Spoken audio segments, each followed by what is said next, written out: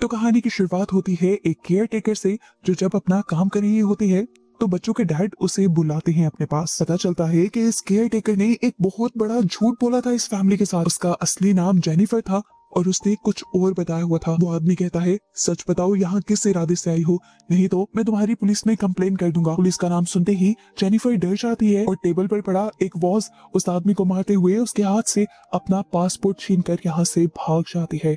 जिसके बाद scene cut होता है और हमें एक नए कैरेक्टर कोर्ट और उसके डैड को दिखाया जाता है। वो दोनों ट्रिप पर आए हुए हैं, लेकिन उसके बावजूद भी कोर्ट के डैड उसके साथ नहीं है, बल्कि कॉन्टिन्यूस अपने फोन पर हैं और ये चीज कोर्ट को बहुत ज्यादा डिस्टर्ब कर रही है। इसके बाद दोबारा सीन बदलता है और हमें एक नए कैरेक्टर डॉक्टर कूपर को दिखाया जाता है। वो इस टाइम आर्ट गैलरी में बहुत ही गौर से एक पेंटिंग को देख रहे थे जिसमें एक औरत का ऑपरेशन हो रहा था। ये देखते ही एकदम से उनको पास्ट के वियन आने लग जाते हैं और वो उदास हो जाते हैं। इसके बाद एक एक करके हमें मूवी के काफी सारे कैरेक्टर्स से मिलवाया जाता है और फिर कहानी दोबारा जेनिफर की तरफ आ जाती है। पुलिस से बचने के लिए वो अपना हुलिया होमलेस लोगो वाला बनाकर सड़क के किनारे रात गुजारती है और सुबह उसकी आंख खुलती है पुलिस की ही आवाज से। वो इतना घबरा गई थी कि फौरन यहाँ से भागना चाहती थी। सामने उसे एक बस दिखाई दी। वो उस बस में चढ़ने लगी तो कंडक्टर ने पूछा कि तुम्हारी टिकट कहाँ है। टिकट तो उसके पास थी नहीं। वो टिकट ढूंढने का नाटक करती है तो ड्राइवर उससे कहता है, कोई बात नहीं, बस के अंदर चली जाओ, अपनी बस में हमेशा मैं एक गुनाहगार की जगह रखता हूँ।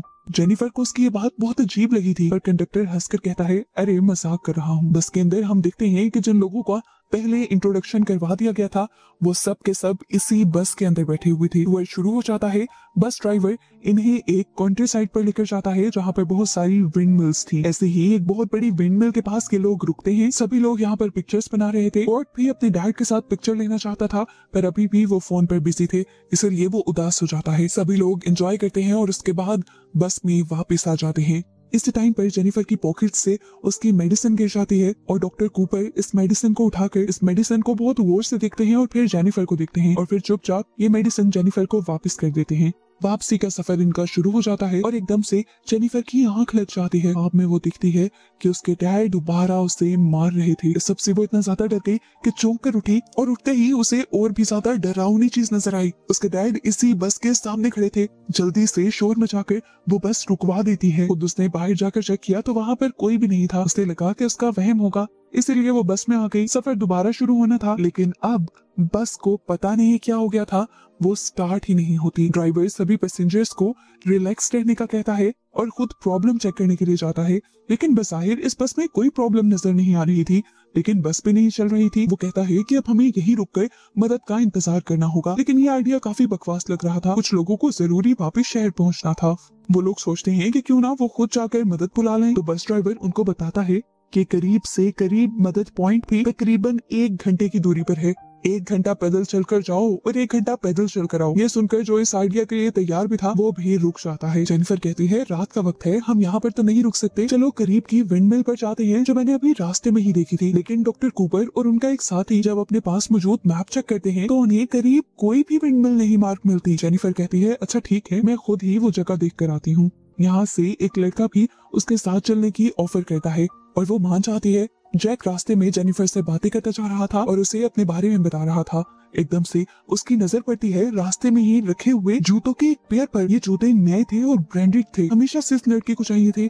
इसलिए जैसे ही वो इन जूतों को उठाता है तो यहाँ उसके सामने एक खौफनाक मंजर चलने लगता है जिसमें वो एक औरत को बुरी तरह से मार रहा था। उसके बाद यहाँ पर एक ना दिखने वाली चीज आ जाती है और ये चीज, ये एंटिटी एकदम से अपने अजीब से टूल से इस लड़के की टांगे काट देती है, जिसके बाद वो एंटिटी जैक का सर भी कुचल देती है। ये सारा नजारा देखकर जेनिफर इतना ज्यादा डर गई थी कि वो वापस बस की तरफ भागने लगी। सब लोगों के पास पहुंचते ही उसने सबको वो सब बताया जो उसने देखा था, लेकिन यहाँ पर कोई भी उसकी बात पर यकीन नहीं करता। डॉक्टर कूपर तो ये भी जोर देते हैं कि जरूर जेनिफर ने हेलुसिनेशंस देखे होंगे, क्योंकि मैंने अभी कुछ देर पहले उसकी मेडिसिन देखी हैं। वो हेलुसिनेशंस की मेडिसिन लेती है। सब लोग जेनिफर को चुप करवा देते हैं और जेनिफर भी गाड़ी में बैठ जाती है, लेकिन अगले ही पल उसे वो एंटिटी अपने बस के बाहर दिखाई देती है और वो चिल्ला के सबको उससे बचने को कहती है। इस मर्तबा भी कोई भी जेनिफर की बातों पर यकीन नहीं करता, बस चलती रहती है और अचानक से फिर एक परिंदा दरख्त की विंडो से टकराता है। सब घबरा जाते हैं, बस आउट ऑफ कंट्रोल हो जाती है और जाकर पानी में गिर जाती है। सभी बहुत ज्यादा घबरा गए थे, इससे पहले कि बस पूरी तरह पानी में डूब जाती और ये लोग भी मर जाते। किसी तरह ये सब पानी से निकलने में कामयाब हो जाते हैं और इस सारे खतरनाक सीन के अंदर कोर्ट को चोट लग जाती है। ये देखकर कोर्ट के डैड बहुत ज्यादा घबरा जाते हैं, क्योंकि कोर्ट को ऐसी बीमारी थी जिसकी वजह से उसकी चोटों में से खून नहीं रुकता था और एक चोट उसके लिए जानलेवा भी साबित हो सकती थी। इस टाइम पर सभी लोग करीबी विंड मिल पर ही वापस जाने का डिसाइड करते हैं, जहाँ पर पहले जेनिफर जाने को कह रहे थे और ये लोग नहीं मान रहे थे, लेकिन अब जेनिफर उन्हें वार्न करती है कि प्लीज वहां मत जाना, वहां पर किलर है। लेकिन इस मर्तबा भी हमेशा की तरह सभी लोग जेनिफर की बातों को नजरअंदाज कर देते हैं। सब लोग पैदल चल रहे थे और तभी तकाशी नाम के एक लड़के को यहाँ जंगल में अपना डॉग नजर आ जाता है। उसका डॉग कैसे यहाँ पर हो सकता था जब वो उसे यहाँ लाया ही नहीं था। ये सोचे समझे बगैर वो उस डॉग का पीछा करने लग जाता है और एकदम से उसके आसपास की दुनिया ही बदल जाती है। ये जगह उसके लिए जानी पहचानी थी और यहाँ पर एक चेयर भी थी जो उसकी ग्रैंड माँ की थी। वो फौरन से उस चेयर के पास जाता है और देखता है कि वहाँ पर उसकी ग्रैंड माँ थी। वो अपनी ग्रैंड माँ से माफी मांगने लगा कि मैं आपको आखिरी वक्त में छोड़ गया था, मुझे ऐसा नहीं करना चाहिए था और मुझे इसका बहुत ज्यादा गिल्ट है। जिस दौरान वो रो रहा था और बिल्कुल अपने आप में ये मगन था, हमने देखा कि वो एंटिटी, वो किलर अब उसके पीछे आकर खड़ा हो चुका है। इसी दौरान बाकी लोग भी उस विंडमिल के अंदर पहुंच जाते हैं। ड्राइवर सब लोगों को यहीं पर रुकने को कहता है और खुद यहाँ से बाहर चला जाता है। डॉक्टर कूपर कोर्ट के जख्म का इलाज करते हैं और कोर्ट के पैनिक हुए डैड को ये यकीन दिलाते हैं कि आपका बेटा जल्दी ही ठीक हो जाएगा। अब यहाँ पर जेनिफर नोटिस करती है कि एक आदमी यहाँ से गायब है, वही जो अपने डॉग के पीछे भाग कर गया था। बस ये बात का सुनना था और ये लोग पैनिक हो जाते हैं और आपस में ही बहस शुरू कर देते हैं। कोर्ट इनकी लड़ाई से तंग आ जाता है और उन्हें कहता है बस करें, प्लीज बड़े लोगों जैसा बिहेव करें आप लोग। इसी सारी बहस के दौरान ड्राइवर को यहाँ से 1 सदी पुराना एक डॉक्यूमेंट मिलता है। इसमें एक मिलर की मौत की सजा के बारे में लिखा हुआ था। मिलर वो होते हैं जो इन विंड मिल्स को चलाते हैं। मिलर को मारने की सजा इसलिए दी गई थी क्योंकि उस पर इल्जाम था कि उसने डेविल के साथ यानी शैतान के साथ कोई डील कर ली है। कोर्ट के डैड इस बात को इग्नोर कर देते हैं और ड्राइवर से भी कहते हैं कि इतनी अजीबोगरीब बातें करने की यहाँ जरूरत नहीं है। सभी जानते हैं कि ना तो दुनिया में ऐसी चीजें एग्जिस्ट करती हैं और अगर करती भी हैं तो आज के दौर में बिल्कुल भी सामने नहीं आती। डॉक्टर कूपर को ये कहानी काफी इंटरेस्टिंग लगती है और वो कहानी ये पढ़ने लगते हैं। इसमें लिखा हुआ था कि एक मिलर ने अपनी रूह को शैतान को बेच दिया था ताकि उसके विंडमिल के ब्लेड्स बगैर हवा के भी चलते रहें। एक दिन गांव का एक इंसान नोटिस करता है कि इस वाले मिलर के आटे के बैग में से एक इंसानी दांत निकला था। उसे शक हुआ कि कहीं ये मिलर कुछ गलत तो नहीं कर रहा। उसने चुपके से इसके ऊपर नजर रखी और एक खौफनाक मंजर ये देखा कि ये मिलर इंसानी हड्डियों को अपनी आटे वाली चक्की में पीस रहा था। उसने जाकर ये सारी बात गांव वालों को बताई और गांव वालों ने उसकी इस मिल के ऊपर हमला कर दिया और इस मिल को भी जला दिया। उस टाइम वो मिलर अपनी मिल के अंदर ही था जो इस मिल के साथ ही जल गया। कहानी पढ़ने के बाद ये लोग नोटिस करते हैं कि जिस मिल में इस टाइम ये लोग खड़े हैं ये मिल तो उन्हें जली हुई नहीं लग रही। इसका मतलब था कि जरूर ये कोई दूसरी विंड मिल होगी। इनकी बहस दोबारा से शुरू हो जाती है और कोर्ट के डैड इस मर्तबा गुस्से में आ जाते हैं और उनकी इन सारी मुसीबतों का जिम्मेदार जेनिफर को ठहराने लगते हैं। गुस्से में आकर जेनिफर भी इस मिल से बाहर निकल जाती है और इस टाइम डॉक्टर कूपर उसका सहारा बनने के लिए, उसे तसल्ली देने के लिए उसके पीछे जाते हैं। जब डॉक्टर कूपर उसे रिलैक्स करने की कोशिश करते हैं तो उल्टा वो डॉक्टर कूपर के ऊपर ही इल्जाम लगा देती है कि आपने ही सबको बताया है कि मैं पागल हूँ और इस तरह सबको मेरे खिलाफ कर दिया है। कूपर नरमी से पूछते हैं कि क्या सच में तुम्हें हेलुसिनेशंस नहीं होते, जिस पर वो कहते हैं हाँ होते हैं, लेकिन उसके बावजूद वो किलर असली था। वो इस टाइम ये भी क्लेम करती है कि मुझे लगता है कि वो किलर कोई और नहीं बल्कि मेरे डैड ही है जो काफी अरसा पहले मर चुके थे। इन्हीं बातों के दौरान अचानक कूपर को जंगल में कुछ सुनाई देता है और वो इन्वेस्टिगेशन करने के लिए चला जाता है और जंगल के बीचों बीच उसे एक और बेड पर लेटी हुई मिलती है जो जागते ही डॉक्टर कूपर पर अपनी मौत का इल्जाम लगाने लगती है। डॉक्टर कूपर जोर देते हुए कहते हैं कि वो सिर्फ एक एक्सीडेंट था और अपनी सफाई देते हुए कहते हैं हाँ मैं मानता हूँ कि सर्जरी करते वक्त मैं ड्रंक था लेकिन उसके बावजूद मैं अपना काम ठीक कर रहा था। उसके कहते ही यहाँ पर वो किलर आ जाता है और डॉक्टर कूपर को बुरी तरह से मार देता है। इस मर्तबा दोबारा इस किलर को और डॉक्टर कूपर की मौत को देखकर जेनिफर बहुत ज्यादा डर चुकी थी। इसी पर अचानक उसके पीछे वही लड़का आकर खड़ा हो जाता है जो अपनी ग्रैंडमा से माफिया मांग रहा था और दोनों दोबारा विंडमिल की तरफ बढ़ जाते हैं और हमें पता चलता है कि किलर ने तकाशी को नहीं मारा था। ये लोग जब दोबारा अंदर आए तो जेनिफर ने दोबारा उन्हें वो सब बताया कि पहले की ही तरह किलर ने डॉक्टर कूपर को भी मार दिया। ये सुनकर सब डर जाते हैं और उन्हें लगता है कि ये सब पागल जेनिफर ही कर रही है और बाद में इल्जाम किसी किलर पर लगा रही है, क्योंकि हर मर्तबा किलर सिर्फ जेनिफर ही देखती थी, ये लोग क्यों नहीं देखते थे। और जब भी किलिंग होती थी तो जेनिफर ही उस आदमी के साथ अकेली होती थी। इन लोगों को भी डर लगने लग जाता है, इसीलिए ये लोग जेनिफर को बांध देते हैं। इस टाइम पर वो लड़का इन सबको बताने की कोशिश करता है कि जेनिफर सच कह रही है, यहाँ पर एक किलर है और किलर सबको मारने से पहले उनका गुनाह उनकी आंखों के सामने लेकर आता है, और जब वो अपना गुनाह कबूल करने पर मजबूर हो जाते हैं तभी वो उन लोगों को मारता है। मैं भी सारे वाकये से गुजर कर आया हूँ, लेकिन मैं इसलिए बच गया क्योंकि मुझे अपने गुनाह पर पछतावा था। इस बार अब ड्राइवर बोलता है और इन सबको बताता है कि जब इस मिल का असल ओनर यानी मिलर मरा था तो शैतान ने उसे हेल का गेट कीपर बना दिया था और ये मिल इस तरह से हेल का दरवाजा बन गई। किसी को भी उसकी बातों पर यकीन नहीं आ रहा था और इसी दौरान हम देखते हैं कि वो किलर इसी विंड मिल के पास आ चुका है। वो अपने सभी शिकार किए हुए इंसानों की लाशों को यहाँ पर लाकर लटका देता है और ये मिल खुद ब खुद चलने लग जाती है। यहाँ विंडमिल के अंदर जेनिफर भी अपने पास्ट के बारे में ख्वाब देखती है। पास्ट में दिखाया जाता है कि वो अपने छोटे भाई को एक होम वैन से उठाकर बाहर लेकर आई और उसके बाद उसने उस होम वैन में आग लगा दी, जिसके अंदर उसके जालिम डैड थे जो हर टाइम उन दोनों पर बहुत ज्यादा जुल्म करते थे, उन्हें टॉर्चर करते थे। आग जलाने के बाद जेनिफर को लगा कि सब कुछ ठीक हो गया है, लेकिन तब तक बहुत देर हो चुकी थी क्योंकि उसे एहसास हुआ कि उसने अपने डैड के साथ साथ अपने भाई को भी मार दिया है, क्योंकि बाहर ठंड होने की वजह से उसका भाई दोबारा उस वैन के अंदर जाकर लेट गया था और इस तरह उसने एक बेकसूर का भी मर्डर कर दिया था। इधर दूसरी तरफ ग्रुप को दिखाया जाता है जो अभी विंडमिल के बाहर थे। कोर्ट के डैड सब लोगों से पूछते हैं कि हमें क्या करना चाहिए, तो ड्राइवर कहता है कि हमें उस मिल के अंदर वापस जाना चाहिए। कोर्ट के डैड को अभी भी जेनिफर से डर लग रहा था, इसलिए वो सबको पहले ही वार्न कर देता है कि जेनिफर से दूर रहना। इधर प्रेजेंट में दिखाया जाता है कि सभी लोग कंफ्यूज थे कि उन्हें क्या करना चाहिए। कोर्ट के डैड फैसला करते हैं कि वो ड्राइवर के साथ जाएंगे और मदद बुलाकर लाएंगे। इस दौरान वो सबको वार्न करके जाते हैं कि जेनिफर से दूर रहना, मुझे लगता है कि वही किलर है। उन दोनों के जाने के बाद कोर्ट यहाँ पर एक औरत से पूछता है क्या तकाशी ने जो सब कहा आप उस पर यकीन करती है। तब वो लड़की कहती है मैं श्योर तो नहीं हूँ, लेकिन मुझे लगता है कि वो सही कह रहा है, क्योंकि मैंने भी एक गुनाह किया है। मैंने तरक्की हासिल करने के लिए अपनी को मॉडल को मार दिया था जो मेरे साथ काम करती थी, लेकिन उसे ज्यादा तारीफें मिलती थी मुझसे। अब वो लड़का तकाशी जिसकी जान उस किलर ने छोड़ दी थी, वो फैसला करता है कि वो इस किलर से बात करेगा और जानेगा कि वो क्या चाहता है। इसलिए वो आग जलाता है और इस आग में उसे थोड़ी सी झलक नजर आ जाती है उस मिलर की, और अनजाने में उसे ये तरीका पता चल जाता है कि वो किस तरह से इस किलर से बच सकते हैं।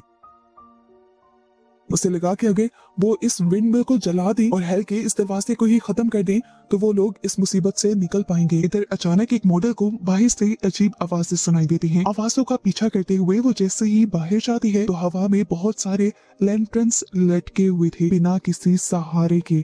वो देखती है कि यहाँ पर एक गड्ढा भी था जिसके अंदर बहुत सारा पानी था। वो बैठकर इस पानी में देखने लगी और इस पानी के अंदर उसे एक बहुत ही खौफनाक वियन नजर आया। उसने देखा कि गड्ढे के अंदर वो अपने खूबसूरत चेहरे को खुद ही बेदर्दी से एक चाकू से काट रही थी। ये देखते ही वो डर गई और फिर अगले ही लम्हे उस गड्ढे में से एक हाथ निकला जिसने उसके मुंह को पकड़ते हुए इस पानी में खींच लिया और फिर डुबा कर मार दिया। इसी दौरान दिखाया जाता है कि ड्राइवर और कोर्ट के डैड एक दूसरी मिल के अंदर जाते हैं इन्वेस्टिगेशन करने के लिए कि यहाँ पर चल क्या रहा है, और कोर्ट के डैड उस मिल के अंदर बहुत सारी लाशों को देखकर डर जाते हैं और फौरन वापस आते हैं दूसरों को अलर्ट करने के लिए। सबसे पहले यहाँ पर वापस आकर वो अपने बेटे को जिंदा देखकर बहुत ज्यादा खुश होता है और फिर जेनिफर को आजाद करके उससे माफी मांगता है क्योंकि वो फजूल में उस पर शक कर रहा था। वो बताता है कि किलर सच में यहाँ पर है जो लोगों को मार रहा है और मार मार कर उसने सब लोगों की बॉडी मिल के अंदर लटकाई हुई है, लेकिन मैं ये नहीं मानता कि वो कोई और एंटिटी है। मुझे लगता है कि वो इंसान ही है और बस एक साइकोपैथ है। यहाँ तकाशी उससे कहता है नहीं, वो एक दूसरी एंटिटी ही है जिसका अक्स मैंने आग में भी देखा है और मैंने उसे खत्म करने का रास्ता भी निकाल लिया है। वो बताता है कि वो मिल जो हेल का गेटवे बना हुआ है हम उसी को जलाकर राख कर देंगे और इन सारी चीजों से बाहर निकल आएंगे। इन सारी बातों के दौरान कोर्ट नोटिस कर रहा था कि उसके डैड बहुत ज्यादा बेचैन थे। वो उससे पूछता है कि क्या हुआ है,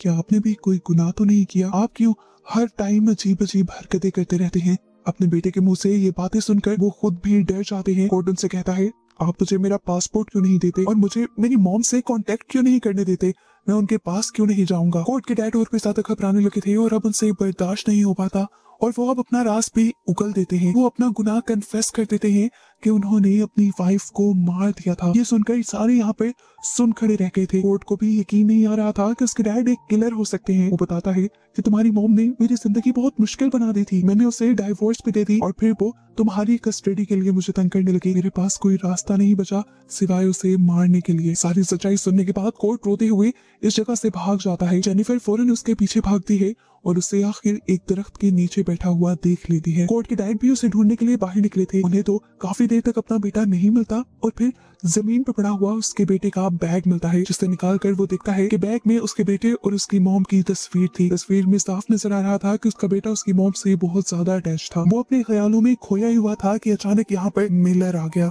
जो एकदम से एक रस्सी को उसके गले का फंदा बनाते हुए उसका दम घोंट कर उसे मार देता है और आखिर में बहुत जज्बाती होकर वो उसके गर्दन को भी उसके जिस्म से अलग कर देता है। यहाँ हमें दिखाया जाता है कि बाकी सब लोग जल्दी से तेल ढूंढने की कोशिश कर रहे थे ताकि उस मिल को जलाया जा सके, लेकिन यहाँ पर इन्हें जब ऑयल नहीं मिलता तो तकाशी एक पाइप और कैन उठाकर बस से पेट्रोल निकालने का फैसला करता है। इससे पहले कि वो यहाँ से चला जाता, पीछे से ड्राइवर आता है और अचानक से उसकी कमर में एक चाकू स्टैब करते हुए उसे मार देता है। और यहाँ से हमें ड्राइवर का एक बहुत ही भयानक राज पता चलता है कि वो असल में मिलर का असिस्टेंट था, उसका साथी था। वही तो शहर से ऐसे सिनर्स को यानी गुनाहगारों को ढूंढकर लाता था, फिर उन्हें यहाँ पर फंसा देता था ताकि वो यहाँ से भाग ना पाए और मिलर उन्हें चुन चुन कर मार दे। यहाँ ड्राइवर अब घबराने की एक्टिंग करते हुए बाकी लोगों के पास वापस आता है और झूठ बोलता है कि तकाशी भाग गया है और मुझे वो अकेला छोड़ गया।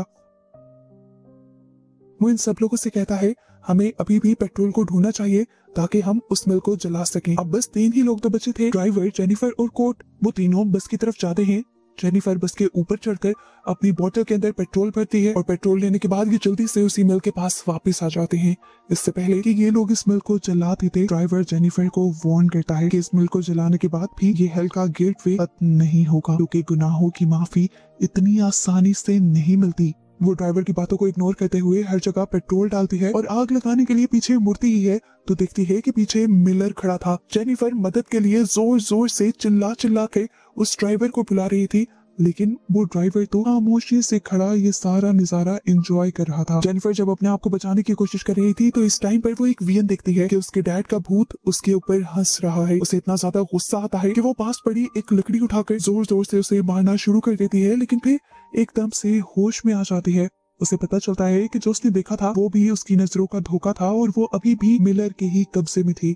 इधर ड्राइवर आखिरी बचे हुए इंसान यानी कोर्ट को भी मारने की तैयारी करते हुए उसे मिल के अंदर ले जाता है, लेकिन कोर्ट को अब भिनक हो चुकी थी। अपने आप को बचाने के लिए वो ड्राइवर को चकमा देता है और इस मिल्क में अपना लाइटर जलाकर फेंककर जल्दी से इस मिल से बाहर निकल आता है। दिखाया जाता है कि मिलर भी इसी जलती हुई आग में गिर चुका था और ड्राइवर भी अंदर ही था, यानी दोनों अब मर गए होंगे। लेकिन यहाँ दिखाया जाता है कि ड्राइवर अभी भी मरा नहीं था। उसने दोबारा कोर्ट पर हमला किया और कोर्ट को बचाने के लिए जेनिफर उस जलती हुई मिल के अंदर चली गई और उसने बिना सोचे समझे ड्राइवर के गले पर हमला करके उसका गला काट दिया, जिसके बाद वो कोर्ट का हाथ पकड़कर जल्दी से इस जलती हुई मिल से बाहर निकल आती है और फाइनली ये लोग अपनी जान बचाने में कामयाब हो जाते हैं। इन दोनों की सांस में सांस आई थी। इन्हें ऐसा लग रहा था कि जैसे ये बस एक बुरा ख्वाब था जो खत्म हो गया।